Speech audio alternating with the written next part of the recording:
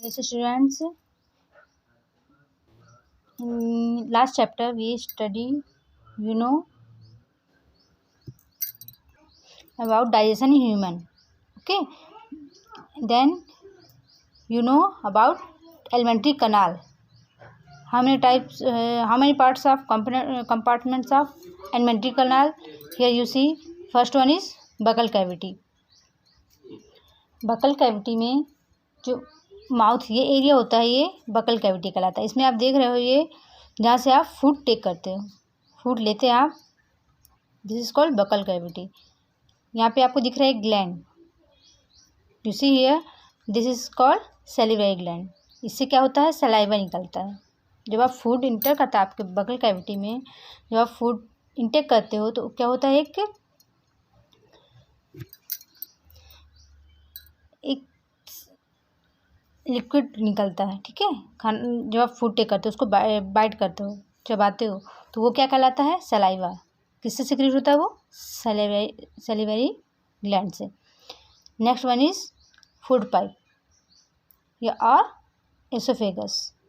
Oesophagus बोलेंगे या food pipe, दोनों एक ही चीज़ है। तो जो आप फूड को बकल कैविटी के थ्रू इंटर करते हो अंदर, उसको चबा के जब अंदर लेते हो तो वो फूड पाइप के थ्रू या इसोफेगस के थ्रू कहाँ जाता है, स्टमक में। हियर फूड पाइप में, इसोफेगस में कैसे जाता है, इसके वॉल्स के मूवमेंट के थ्रू जो फूड होता है वो स्टमक में इंटर करता है। स्टमक के बाद कहाँ जाता है, स्टमक के बाद small intestine, then large intestine and then rectum and anus के थ्रू वो बाहर जाता है। अब हम इसके पार्ट बाय पार्ट डिस्कशन पढ़ेंगे। The stomach is a thick walled bag, its shape is like flattened U and it is the widest part of the alimentary canal. The inner lining of the stomach secretes mucus.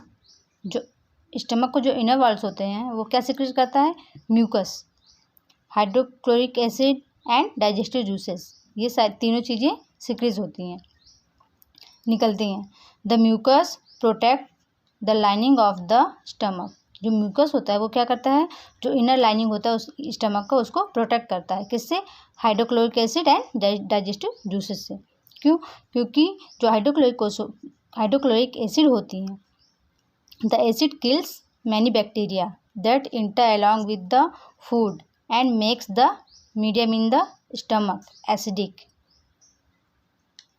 जो digestive juices and hydrochloric acid होता है वो जो आपके food के साथ bacteria inter करता है आपकी बॉडी में, ये स्टमक में, उसको किल करके स्टमक का जो एसिडिक मीडियम है उसको बनाए रखता है। And helps the digestive juices to act. The digestive juices break down the protein into simpler substance. Next is the small intestine. Stomach के बाद फूड कहाँ जाता है, ये देखिए यहाँ से इंटर होके इसके थ्रू ये इन स्मॉल इंटेस्टाइन में इंटर किया। The small intestine is highly coiled and is about 7.5 metres long. जो स्मॉल इंटेस्टाइन होता है वो क्वाइल्ड होता है, मतलब एक के ऊपर एक घुमा हुआ रहता है, और इसकी जो लेंथ होती है कितनी होती है, 7.5 metre. It receives secretions from the liver and pancreas. इसमें क्या होता है, जो लीवर एंड पैंक्रियाज से जो जूसेस निकलते हैं वो स्मॉल इंटेस्टाइन में आते हैं। Beside it walls also secretes juices. The liver is reddish brown colour. ये लीवर यहाँ होता है, ये कौन सा कलर का होता है, ये रेडिश ब्राउन कलर का होता है। It is a gland. The liver is reddish brown gland. It is the largest gland in the body. अगर आपसे पूछा जाए कि which is the largest gland in human body, then you say liver. It secretes bile juice, that is stored in a sac called the gall bladder. जो bile juice secretes होता है वो कहाँ स्टोर होता है? गॉल ब्लैडर में। The bile juice plays an important role in the digestion of fats. जो bile juice होता है वो मोस्टली किस में रिएक्ट करता है? फैट के डाइजेशन में। The pancreatic juice acts on carbohydrates, fats and proteins and changes them into simpler form. ये जो कंपोनेंट्स होते हैं कार्बोहाइड्रेट्स, फैट्स एंड प्रोटीन, ये क्या होते हैं? कंपाउंड फॉर्म में होते हैं। इनको सिंपलर फॉर्म में चेंज किया जाता है। Digested food now reaches the lower part of the small intestine where the intestinal juice complete the digestion of all component of the food. The carbohydrates get broken into simple sugar. जो carbohydrates होता है वो किस में break down होता है? Sugar में। Such as glucose, fats किस में ब्रेक डाउन होता है? Fatty acids and glycerol and protein into amino acid. Okay, protein किस में ब्रेक डाउन होता है? एमिनो एसिड में।